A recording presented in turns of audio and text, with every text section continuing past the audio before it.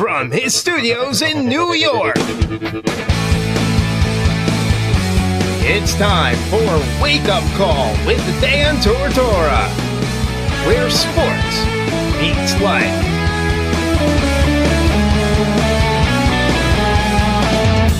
Here's your host, Dan Tortora.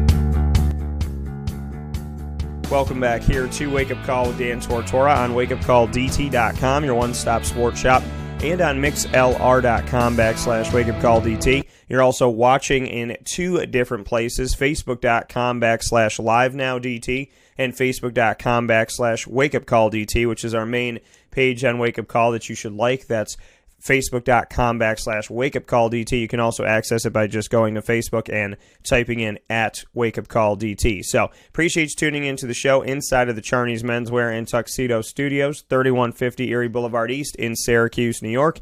And we are here with Katie Kolinski, no stranger to the broadcast. Been with us for a very long time here over the past couple of years, and we're happy to get her back on the show. Katie, how you doing today? Good. I'm happy to be back. It's been a while. I know it's been a bit. It's been a minute. And obviously, bowl season and football and all this stuff's going on. So, basketball kind of takes a back seat for a little while. But, as far as, the NBA game, because I know we talk about that. But do you have, what are the thoughts? Do you have some thoughts? I know that your Lakers are obviously taking care of business on the Western Conference side of things. What's your take on the NBA early on here so far? I think it's been really enjoyable. I think it's been a lot of good, better teams. It's a lot more even. You don't just have the Golden State Warriors winning every game, which I think is good. It got kind of boring for a while, their domination. And I think there's about 5 or 6 teams this season that could win the championship. There's no, one team that's really that great. Even the Lakers, obviously they have AD and LeBron, but, besides those two, and Kuzma, who's been inconsistent this year with his injury, they're not a lock to win it. So when you say, I think it's exciting. When you say there's 5 or 6 teams, what teams do you think, as of right now, could win the NBA Finals? I think definitely the Lakers. Obviously the Clippers. Denver's having a good season. Toronto's playing well again this year. Boston. There's just a list of teams that Miami's playing really well. The 76ers. There's not one just dominating team. So I think the playoffs are going to be really interesting. That's just a short list right there, but there's even a lot more teams that are even performing better than thought, this season. Even the Kings are playing well. I don't think the Kings can win a championship, but, I think they can make the playoffs. Yeah, and in all honesty, I was just making sure that you remembered your team from the North. That was my concern in that conversation, but with us being in the full swing of things, it's kind of, this is strange when football is still mixing with basketball and it's still going on simultaneously. It's bowl season, and you and I were talking about it off the air, how crazy this is, and the fact that, bowl season has us in a place where there are, I think it's 41 altogether when you count them all up.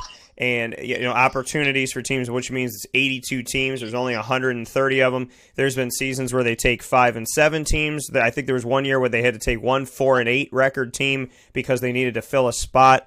What's your thoughts on the fact that bowl game? There's so many bowl games, and it's gotten inappropriate at this point. But if you got enough money, you can have a bowl game and you can put it all together. What's your thought on the fact that more than 60% of college football for Division 1A makes a bowl game because there's so many spots to fill? They got to find somebody. Yeah, I think it's kind of silly, to be honest. I don't really watch college or football like that.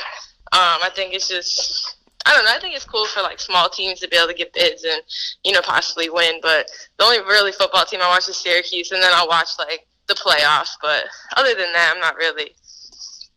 I don't know. I'm just not a big fan. So many games, so many things going on. On the other side of it, on the courts, we look at, because obviously in bowl games you're hoping for some upsets. There's teams that are hoping to, you get more practices in, you make more money for your school, you get exposure, but you're hoping to get those big time wins. On the college basketball side for Division I, for men's basketball, there's been some crazy things going on. Texas Tech took down number 1 Louisville, which isn't as crazy because it's the quote-unquote Power 5 versus Power 5, but unranked. Utah recently just defeated Kentucky. Kentucky lost to Evansville with former player Walter McCarty coaching that team. Stephen F. Austin beat Duke. What are what's going through your mind about early on college basketball kind of feeling like March Madness already? Yeah, it just shows how much the one and dones are really killing college basketball.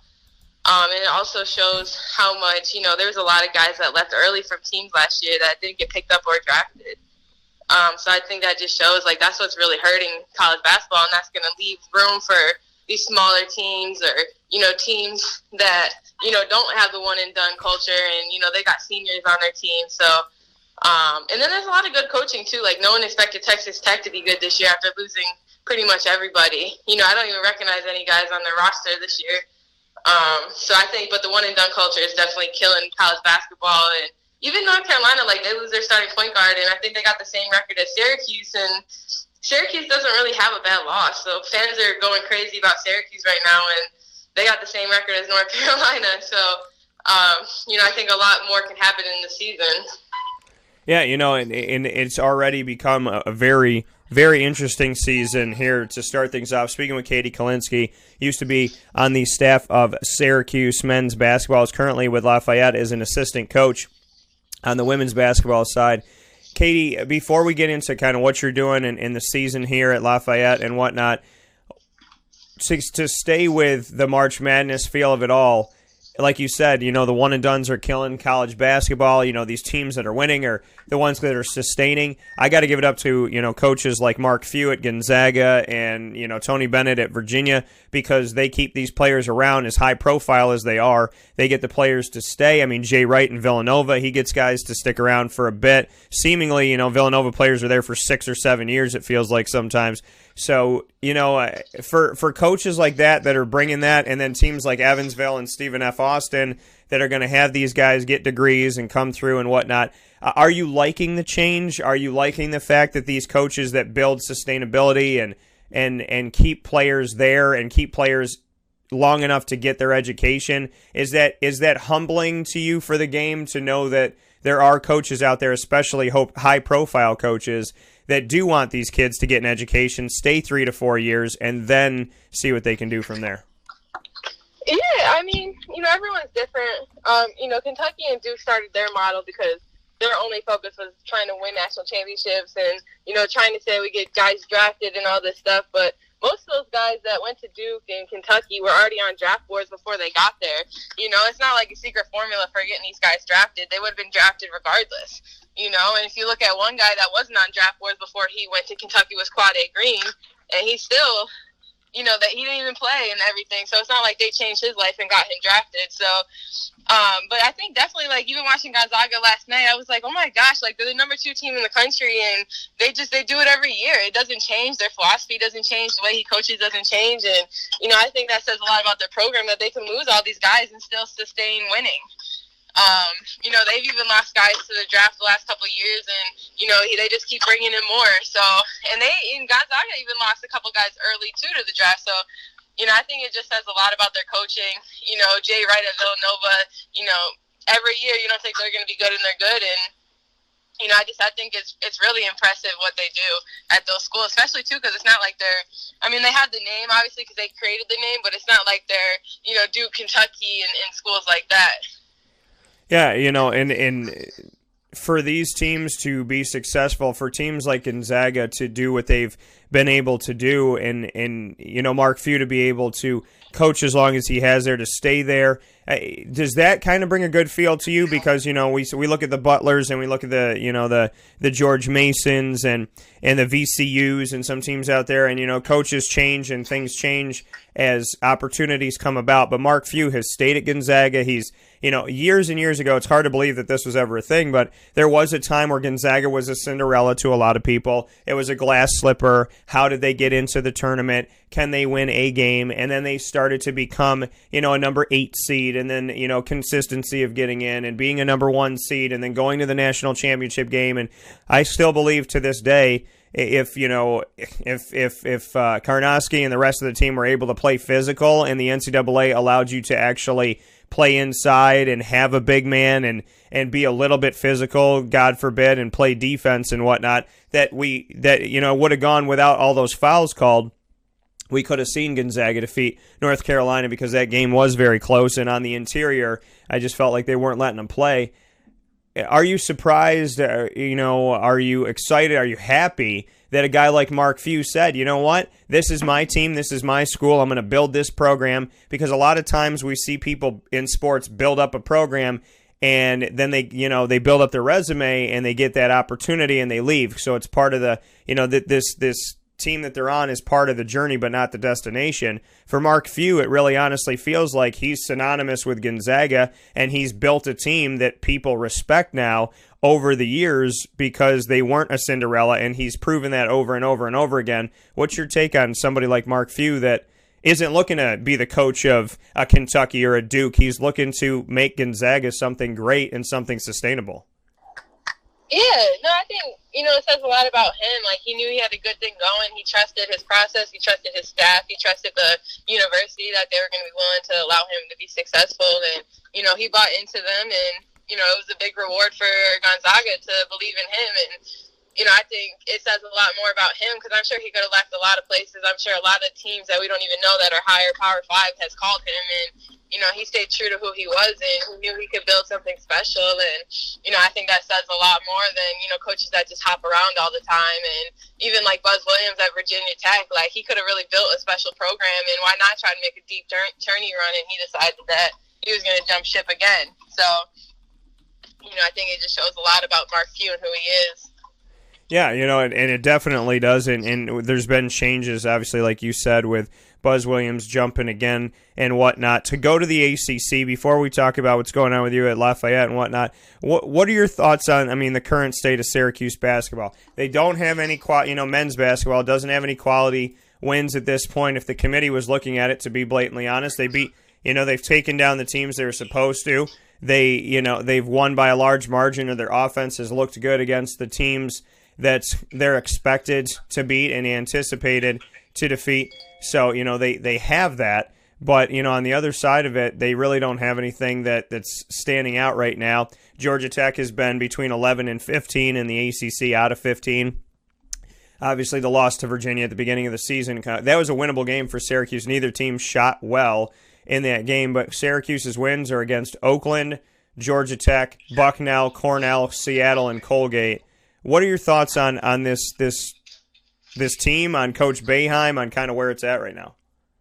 Yeah, it's tough. They lose, Frank Howard, O'Shea, and Tyus that, were big parts of the team. And Pascal, too, I don't think people realize how big of a loss Pascal was. Everyone wanted to talk bad about Pascal, but the biggest thing was he was a big part. We went to the Sweet 16 off his defense, and, he was the anchor in that 2-3 zone, and he didn't always score, but he did the little things that helped us win games. And, that's 4 big pieces that we lost. People say we only lost 3 big pieces, but it was really 4. It was Pascal. But no one wants to talk about defense. They just want to talk about offense. So, but we're not going to get into that debate today. So I think, they're just young. They're just learning. I think that's going to be a very good team, in the next couple of years. You just got to let them grow. You got to let those young guys, grow and go through it. It's not always going to be pretty. So what if they have an NIT year? If they do, they might go on a run. They might win the ACC tournament. There's no great team in the ACC. Virginia, obviously. But, you just don't know what can happen. But fans want to jump ship. Like, let these kids grow. Be positive. Give them positive energy to help them win some games. Everyone wants to not show up to the Dome, and I know people are upset with Boeheim's comments, whatever. But, it's true. Like, be a fan or don't be a fan, but don't be in between because, even if we don't have a great year, or what if we make a run and go to the Sweet 16 this year? Now everyone's going to jump on their bandwagon? Like, come on, you got to show up now. And, and Boeheim's obviously has made those comments. He said at the Oakland game, because people didn't show up, that he had to cheer on the team, and he can't really jump up and down anymore, but he had to do something because people weren't there.